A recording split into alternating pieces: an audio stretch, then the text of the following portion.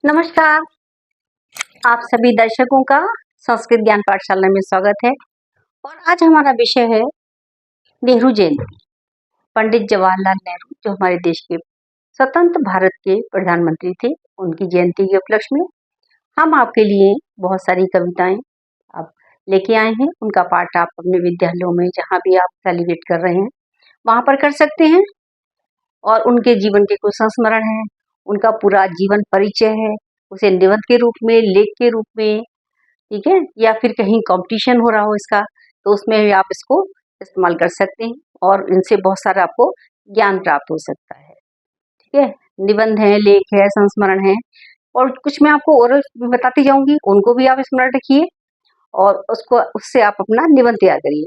और कुछ जो डेटास हैं, जैसे उनका जन्म तिथि है और उनके कब कब जेल गए, कब कब उन्होंने क्या क्या कार्य किए, कब पढ़ने गए, कब लौट के आए विदेश से, गांधी जी से कब मिले, बहुत सारी चीजें जो है हम आपको इसमें बताएंगे। ठीक है, तो पंडित नेहरू, इनके बारे में हम आपको बताने के लिए जा रहे हैं। देखिए, बहुआयामी व्यक्तित्व के धनी थे पंडित नेहरू। कुशाग्र बुद्धि वाले थे, बहुत तेज बुद्धि थी उनकी, और अंग्रेजी भाषा के वो प्रकांड विद्वान थे पंडित जवाहरलाल नेहरू। तो उनका जन्म 14 नवंबर 1889 में इलाहाबाद में हुआ था। जो उनका पैतृक भवन है आनंद भवन, वहां पर हुआ था। और ये एक बहुत अधिक धनी परिवार में पैदा हुए थे। तो उनके लिए कहा जाता है कि he was born with A silver spoon in his mouth, यानी कि वो चांदी का चम्मच लेकर पैदा हुए थे, मुंह में चांदी का चम्मच लेकर पैदा हुए थे। इसका मतलब ये हुआ कि मतलब चांदी का चम्मच लेके तो घर लेके तो आदमी कुछ भी नहीं आता, खाली हाथी आता है। जो ऊपर वाला हमें भेजता है इस दुनिया में, तो खाली हाथी आते हैं। लेकिन वास्तव में एक बहुत अधिक धनी परिवार के व्यक्ति थे, बहुत धन था इनके पिता माता पिता के पास में, क्योंकि इनके पूर्वजों का इकट्ठा किया हुआ धन था, पूर्वजों का धन था, वो इनका पैतृक धन था। यानी पैतृक भवन था इनका आनंद भवन, जहाँ पे इनका जन्म हुआ था, और पैतृक संपत्ति भी इनके पास बेशुमार थी। और इनके जो पूर्वज थे वो कश्मीरी ब्राह्मण थे, इसलिए इनको पंडित कहा जाता है। पंडित जी के नाम के आगे लगाया जाए पंडित जवाहरलाल नेहरू। ठीक है, देखिए अब इनके बारे में आपको और बहुत सारी चीजें बताएंगे। जन्म बता दिया हमने आपको इनका, और इनके बारे में जो डेटास हैं वो सब आपको निबंध के एक परिचय के मध्य परिचय करके जब बताएंगे तब उसमें बताएंगे। ठीक है, सबसे पहले इनकी प्रारंभिक शिक्षा जो हुई वो घर पर ही प्रारंभ हुई। तो घर पर इनके लिए एक ट्यूटर भी रखा गया, जिससे इन्होंने शिक्षा प्राप्त की, और वकालत पढ़ने के लिए इंग्लैंड गए। और इंग्लैंड से आने के बाद में ये फिर एक गांधी जी से मिले, गांधी जी के संपर्क में आए। जलियांवाला बाग का जो कांड हुआ था वो इन्होंने देखा, तो इन्होंने बिल्कुल ऐसा लगा जैसे कि उनका अपना ही कोई एक परेशानी इनके दिल पर आ गई हो। इन्होंने ये सब देखते हुए इनका हृदय जो था बिल्कुल द्रवित हो गया, और इन्होंने भारत माता की पुकार सुनी कि भारत माता गुलामी की बेड़ियों में जकड़ी हुई है, उसको उन्हें आजाद कराना है। उसके लिए उनका भी एक फर्ज बनता है, कर्तव्य बनता है। उन्होंने वकालत ना करके उन्होंने सबसे पहले ध्यान दिया भारत की आजादी की ओर, और गांधी जी के साथ में कंधे से कंधा मिलाकर चलने लगे। फिर ये गांधी से मिले, और गांधी जी के मिलने के बाद में बता ही दिया आपको कि मिलने के बाद में क्या हुआ। जब ये उनके साथ चलते रहे तो फिर उनको भी अनेक बार जेल जाना पड़ा, और जेल में इन्होंने बहुत सारी पुस्तकें लिखी। देखिए, ये जो थे वास्तव में शांति के दूत थे, अदम्य साहसी थे, और व्यक्तित्व कैसा था इनका, व्यक्तित्व के धनी थे। देखिए, पहनने में सिंपल जो ड्रेस थी वो पहनते थे, जो उनका खादी का कुर्ता पहनते थे और एक पजामा पहनते थे, जिसकी छोटी सी मोरी होती है, अलीगढ़ कट जिसको हम बोलते हैं, वो पहनते थे, और अचकन पहनते थे ऊपर से, जैसे बंडी टाइप की होती है, अचकन टाइप की। बंडी छोटी होती है, अचकन थोड़ी बड़ी होती है। और सर पर कैप लगाते थे, और जो उनका बटन रोल होता था उसमें एक गुलाब का फूल हमेशा लगाए रखते थे। तो इस तरह उनका जो व्यक्तित्व था, उनकी हाइट बहुत नहीं थी, लेकिन उनका व्यक्तित्व था वो इतना था कि हर व्यक्ति उनकी ओर आकर्षित हो जाता था। इतना अच्छा व्यक्तित्व था, इतना मतलब खूब अच्छा जिसको कहना चाहिए कि बहुत ही सुंदर, जिसको देख के हर व्यक्ति एकदम आकर्षित उनकी ओर हो जाए, उसका ध्यान हम उसी ओर खींचा चला जाए, ऐसा व्यक्तित्व था उनका। तो व्यक्तित्व उनका धनी था, और लेकिन साथ साथ ही आधुनिकता के भी पुजारी थे। विवेक और विज्ञान में इनकी विशेष आस्था थी। इनके जीवन का उद्देश्य क्या था, सदाचार और भारत को आत्मनिर्भर बनाना। ये भारत जब ये विदेश में रह के आए थे, तो विदेश की देखिए अच्छी चीजें सीख के आए कि विदेश में क्या अनुशासन होता है, विदेशी लोग किस तरह पैसा कमाते हैं, किस तरह अपने देश को रखते हैं, साफ सुथरा रखते हैं, सब कुछ उन्होंने बहुत सारी चीजें विदेश से सीखी। और ये एक बहुत बड़ी बात थी, एक अच्छी बात थी कि वहां से विदेशी होकर ना लौटे, बल्कि वहां की अच्छाइयां लेकर लौटे। और हमें भी यही होना चाहिए, अगर हम विदेश जाते हैं तो विदेश जाने के बाद वहां की अच्छी अच्छी बातें सीख के आए। ये नहीं कि हम वहाँ की आधुनिकता के रंग में रंग जाएँ कि हेलो मैम है, हेलो मॉम, हेलो डैड, इस तरीके का हम बोलना शुरू कर दें और वैसा ही आचरण करना शुरू कर दें, ठीक है? वहाँ का पहनावा अपना लें, नहीं, देखिए पहनावा उनका अपना वही रहा, लेकिन उन्होंने भारत की ओर विशेष ध्यान दिया।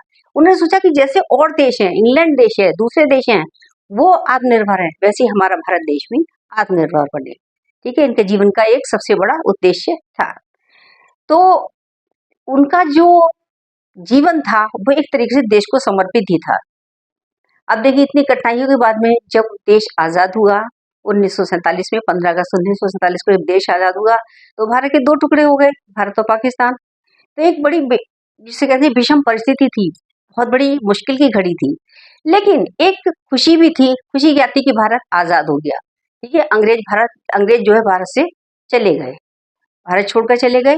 और ये एक बड़ी खुशी की बात हुई थी कि हमारा अपना शासन होगा यहाँ पर और हम जो है अपनी स्वतंत्र जीवन जी सकेंगे। तो देखिए ऐसे समय में इन्होंने जो था जो सेलिब्रेट किया 15 अगस्त 1947 का दिन उन्होंने सेलिब्रेट किया, कुछ लोगों ने विरोध भी किया, लेकिन मैं ऐसा मानती हूँ कि देखिए विरोध नहीं करना चाहिए। अगर हमारे सामने कितनी भी कठिनाइयां हैं और उन कठिनाइयों के साथ साथ अगर हमारे जीवन में थोड़ी सी खुशी आती है, एक चाहे एक सुई की नोक के बराबर ही खुशी हमारी जिंदगी में आती है, तो उसे हमें सेलिब्रेट करना चाहिए, उसे हमें मानना चाहिए, मनाना चाहिए। उस खुशी को अवश्य मतलब दूसरों के साथ भी बांटना चाहिए। तो देखिए जब हमारा देश आत्मनिर्भर हो गया तो इनके पास में बहुत सारी जिम्मेदारियां आ गई, क्योंकि भारत के प्रधानमंत्री बने, स्वतंत्र भारत के प्रथम प्रधानमंत्री बने। जो एक बिखरा हुआ देश था, बिखरा हुआ भारत देश था, उन्होंने उसको एकता के उसमें बांधा, एकता के सूत्र में उन्होंने बांध दिया पूरे भारत को। और भारत को आत्मनिर्भर बनाने के लिए उन्होंने सचमुच में इतने महान कार्य किए, अपनी सूझबूझ का परिचय दिया, ठीक है? और अपने देश को इन्होंने हमेशा ही अपनी अंतिम सांस तक उसके लिए उन्नति के लिए ये जूझते रहे। और अंत में 27 मई 1964 को देखिए उनको एक हार्ट अटैक हुआ। उसके बाद में ये देहरादून में थे उस समय में और इंदिरा जी इनके पास में थी, इनकी पुत्री, तो उनको लेकर के वो दिल्ली आ गई। दिल्ली में इनका बहुत ट्रीटमेंट हुआ, एक दो दिन जो भी समय रहा हो तो उनका ट्रीटमेंट हुआ, लेकिन उनको कोई फायदा उससे नहीं हुआ और वो हमें छोड़कर चले गए। उनकी आयु उस समय 74 वर्ष की थी। आइए चलिए अब इनके बारे में, इनका जन्मदिन मनाते हैं। इनके बच्चे सब प्यार से चाचा नेहरू कहते थे और इनका जन्मदिन बाल दिवस के रूप में मनाया जाता है। वही बाल दिवस हम अब मनाने जा रहे हैं आपके लिए, बहुत सारी कविताओं के साथ में, इनके जीवन के संस्मरण के साथ में और साथ साथ इनके जीवन परिचय के साथ में। ये सारी चीजें आपके सम्मुख हैं और इनको आप अपने विद्यालय में निबंध के रूप में भी प्रयोग कर सकते हैं। जो मैंने आपको बताया है वो सब भी लिख सकते हैं और इनके संस्मरण भी लिख सकते हैं और साथ साथ इनका जीवन परिचय भी लिख सकते हैं। कविताओं में से भी कुछ कोटेशंस जैसे डालते हैं वो लिख सकते हैं और कुछ जो है कोटेशंस में आपको इनके बारे में लिखवाऊंगी भी, वो लिख करके दूंगी, उनको आप अपने निबंध में शामिल कर सकते हैं और विद्यालय में अच्छे अंक पा सकते हैं। भले ही आप किसी प्रतियोगिता में जा रहे हों अथवा आप निबंध लिख रहे हों या फिर आप परीक्षा में बैठ रहे हों, उस सब के लिए आपके लिए उपयोगी सिद्ध होंगे।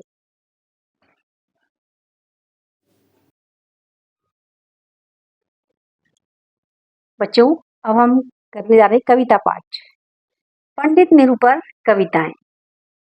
और इस कविता का शीर्षक है आओ चाचा नेहरू आज। तो कविता पाठ करते हैं। सफेद कोट है लाल गुलाब, चाचा तुमको करते याद, बाल दिवस हम संग मनाएं, बस इतनी सुन लो फरियाद। बचपन क्यों अब रूठा रहता, हर बच्चा क्यों रोता रहता, आओ चाचा नेहरू आओ, सारे जहां को तुम बतलाओ, बाल दिवस हम संग मनाएं, बस इतनी सुन लो फरियाद, बस इतनी सुन लो फरियाद। खेल खिलौने साथ छीन कर क्यों सब हमें रुलाते हैं, भारी बस्तों और किताबों में हमको क्यों उलझाते हैं, बाल दिवस हम संग मनाएं, बस इतनी सुन लो फरियाद, बस इतनी सुन लो फरियाद। क्या हमने कुछ गलत किया है जिसकी हमको सजा मिली है? प्यारे थे सब बच्चे तुमको, प्रसन्न देखना चाहते थे हमको। बाल दिवस हम संग मनाएं, बस इतनी सुन लो फरियाद, बस इतनी सुन लो फरियाद। जन्म दिवस अपना तुम आओ, हम सबके अब संग मनाओ। सुन लो हमारी ये फरियाद, आओ चाचा नेहरू आज। बाल दिवस हम संग मनाएं, बस इतनी सुन लो फरियाद। बाल दिवस हम संग मनाएं, बस इतनी सुन लो फरियाद, बस इतनी सुन लो फरियाद, बस इतनी सुन लो फरियाद। आइए अब दूसरी कविता का पाठ करती हैं। उसका शीर्षक है चाचा नेहरू आना फिर। चाचा नेहरू आना फिर, बिगड़े काम बनाना फिर। सब ही कांटे बांट रहे, तुम गुलाब दे जाना फिर। चाचा नेहरू आना फिर, बिगड़े काम बनाना फिर। अमन कबूतर घायल है, नभ में उसे उड़ाना फिर। चाचा नेहरू आना फिर, बिगड़े काम बनाना फिर। हम बच्चे हैं बड़े दुखी, आकर ने लुटाना फिर। चाचा नेहरू आना फिर, शांति दूत बनकर आना, बाल दिवस मनाना फिर। चाचा नेहरू आना फिर, बिगड़े काम बनाना फिर। नव भारत के निर्माता आके राह दिखाना फिर।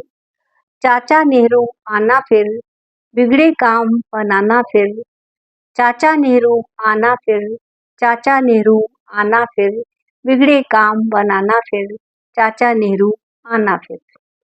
आइए अब इंग्लिशी पोयम आपके सामने प्रस्तुत है। चाचा Nehru loved us and we loved him deep. He kept us smiling when we wept. What he has shown, now we will reap. We remember thy rhymes, songs, while we sleep. Woods are lovely, dark and deep, but have promised to keep, and miles to go before I sleep. आइए कविता पाठ करते हैं। चाचा नेहरू देश की शान, जन्म दिवस बच्चों के नाम। आजाद देश के पहले प्रधान, आओ करें उनका गुणगान। देश की खातिर 9 बार जेल गए छोड़कर घर द्वार। हिंद देश को किया आजाद, मिला भारत को पूर्ण स्वराज। आधुनिक भारत का किया निर्माण, आओ करें उनका गुणगान। आजाद देश के पहले प्रधान, आओ करें उनका गुणगान। उद्योगों का जाल बिछाया, नदियों पर बांध बनाया। खेती करना हुआ आसान, आओ करें उनका गुणगान। आजाद देश के पहले प्रधान, आओ करें उनका गुणगान। गुट निरपेक्ष और पंचशील से आपने कमाया विदेश में नाम। देश को दिए पंचवर्षीय प्लान, आओ करें उनका गुणगान। आजाद देश के पहले प्रधान, आओ करें उनका गुणगान। लोकतंत्र की जड़ें जमाकर धर्मनिरपेक्षता का किया सम्मान। नेहरू जी को करें प्रणाम, पंडित जी को करें प्रणाम, आओ करें उनका गुणगान। आजाद देश के पहले प्रधान, आओ करें उनका गुणगान, आओ करें उनका गुणगान। आइए कविता पाठ करें। चाचा नेहरू तुम्हें सलाम, अमन शांति का दिया पैगाम। चाचा नेहरू तुम्हें सलाम। जग को जंग से बचाया, बच्चों के संग प्रेम बढ़ाया। जन्म दिवस बच्चों के नाम, चाचा नेहरू तुम्हें सलाम। अमन शांति का दिया पैगाम, चाचा नेहरू तुम्हें सलाम। आराम हराम का नारा देकर भारत आत्मनिर्भर बनाया, सदा बढ़ाई देश की शान, चाचा नेहरू तुम्हें सलाम। अमन शांति का दिया पैगाम, चाचा नेहरू तुम्हें सलाम। देश को दी हैं योजनाएं, बांध और इस्पात बनाए, भारत देश का किया उत्थान, चाचा नेहरू तुम्हें सलाम। अमन शांति का दिया पैगाम, चाचा नेहरू तुम्हें सलाम। बांध बने, बिजली निकाली, नहरों से खेतों में हरियाली, प्रगति का दिया पैगाम, चाचा नेहरू तुम्हें सलाम। अमन शांति का दिया पैगाम, चाचा नेहरू तुम्हें सलाम, चाचा नेहरू तुम्हें सलाम।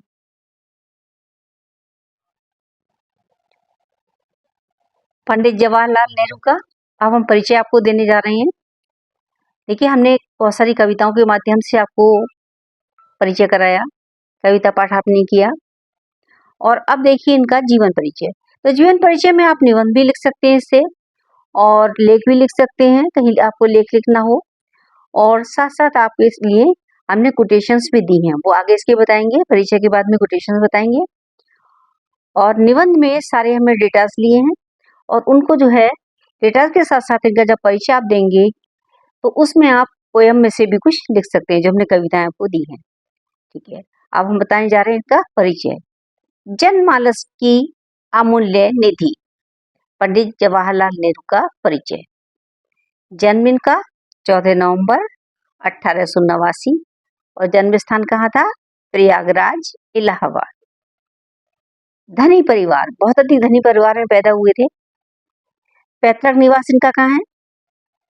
आनंद भवन, जो कि इलाहाबाद में है। कुल, इन किस कुल में पैदा हुए थे? ये थे कश्मीरी ब्राह्मण परिवार में पैदा हुए थे, लेकिन कर्म से क्या थे? क्षत्रिय। ब्राह्मण जो कर्म होता है पूजा पाठ आदि करना होता है, लेकिन इनका कर्म क्या था? क्षत्रिय था, क्योंकि स्वतंत्रता सेनानी रहे, जेल गए, और भारत को आजाद कराने के लिए इन्होंने अनेक कष्ट सहे। अब आइए बताते हैं इनके माता पिता के बारे में। माता का नाम स्वरूप रानी और पिता का नाम मोतीलाल नेहरू, और इनके परदादा का नाम था लक्ष्मी नारायण नेहरू।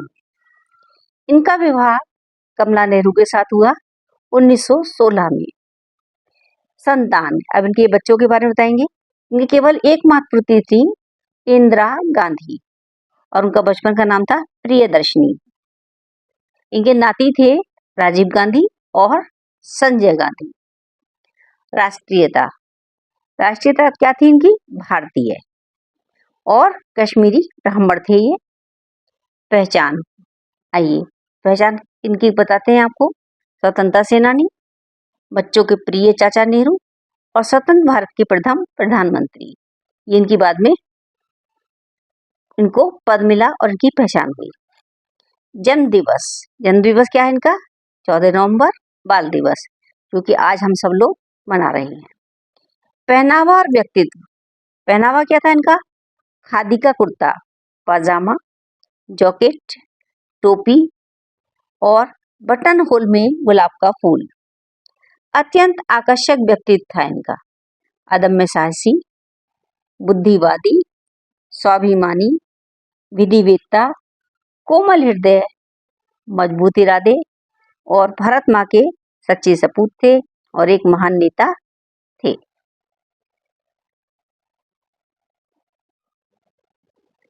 हमने बताया कि इनका जन्म एक बहुत अधिक धनी परिवार में हुआ था। अगर ये चाहते तो सुखपूर्वक अपने परिवार में के साथ रह सकते थे, सारे सुख सुविधाएं इनके परिवार में इनको प्राप्त थी, और लेकिन उसके बावजूद भी इन्होंने क्या चुना? भारत की सेवा, यानी भारत को आजाद कराना और अनेक कष्टों को सहना। देखिए, इन्होंने किस किस वर्ष में क्या क्या महत्वपूर्ण कार्य किए, उनका एक संक्षिप्त परिचय हम आपको देने जा रहे हैं। आप अपने निबंध का में लिख सकते हैं, निबंध का माध्यम बना सकते हैं। आप देखें, पंडित नेहरू यानी कि जो देशभक्त पंडित नेहरू थे, उनके कार्य।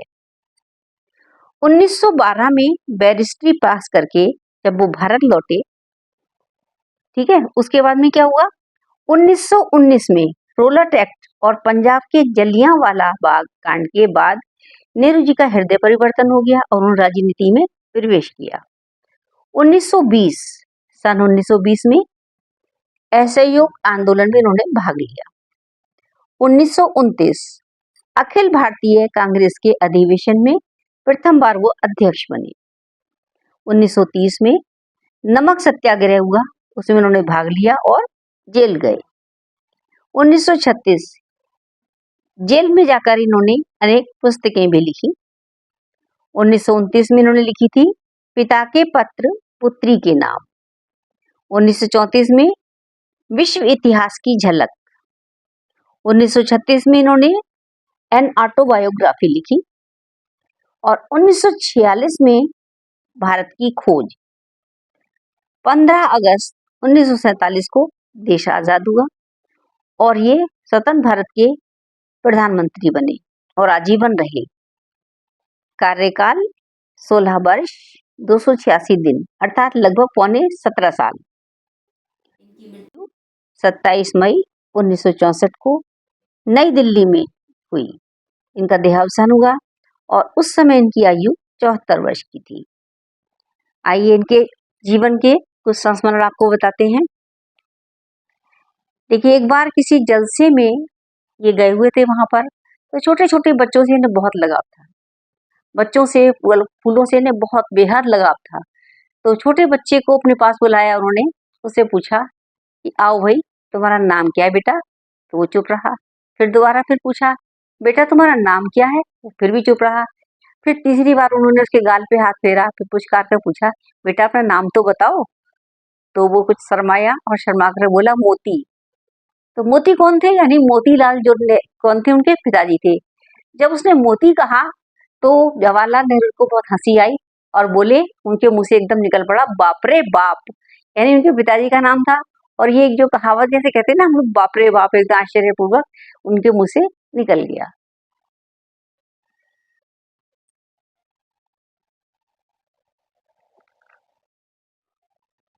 आइए अब आपको इनके कोटेशंस मतलब हम बताने जा रहे हैं जो आप निबंध में लिख सकते हैं और बहुत महत्वपूर्ण हमने कोटेशंस लिए हैं।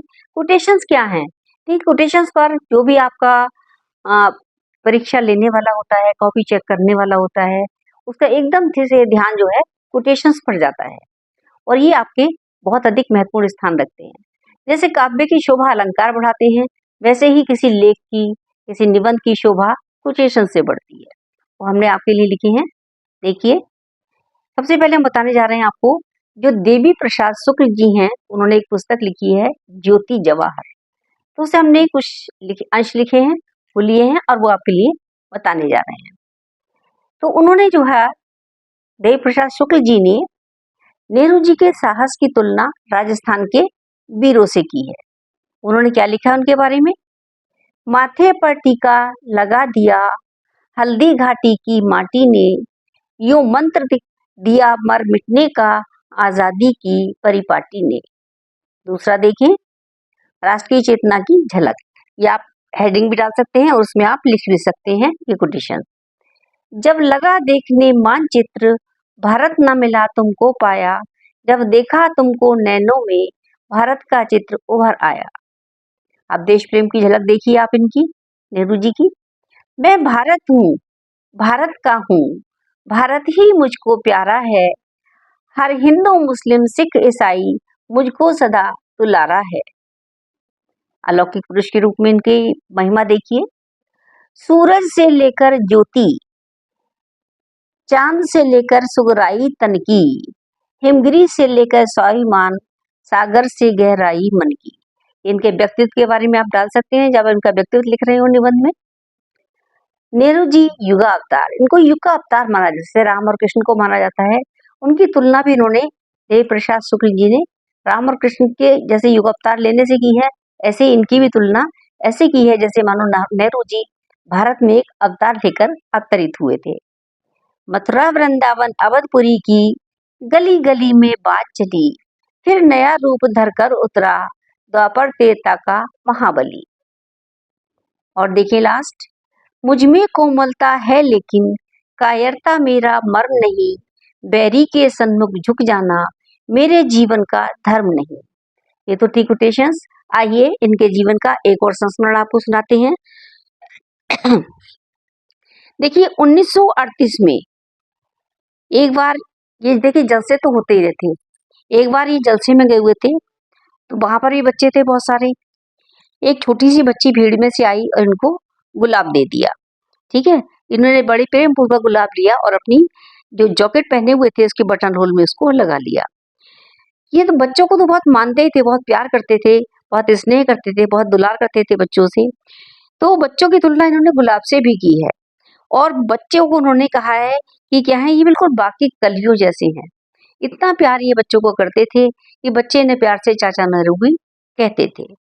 तो देखिए वो जो कहा जाता है, और भी अन्य घटनाएं ऐसी हैं, कुछ मैंने पढ़ा भी है कि इनको जो है गुलाब जो है कब से, कुछ लोग कहते हैं कि 1922 से लगाना शुरू किया, कुछ ने कहा कि इन्होंने 1938 से लगाना शुरू किया। इसका पक्का एक समय तो है नहीं, लेकिन हमने फिर भी आपको 1938 की घटना आपको बताई है कि उन्होंने तब भी गुलाब का फूल धारण किया था और तब से लेकर के वो आजीवन उन्होंने गुलाब का फूल धारण किए रहे। तो देखिए ऐसे थे हमारे प्रधानमंत्री नेहरू जी, जिन्होंने अपना जन्म दिवस बाल दिवस के रूप में मनाया और आज हम वही बाल दिवस मना रहे हैं। और बाल दिवस की सभी बच्चों को मेरी ओर से हार्दिक शुभकामनाएं।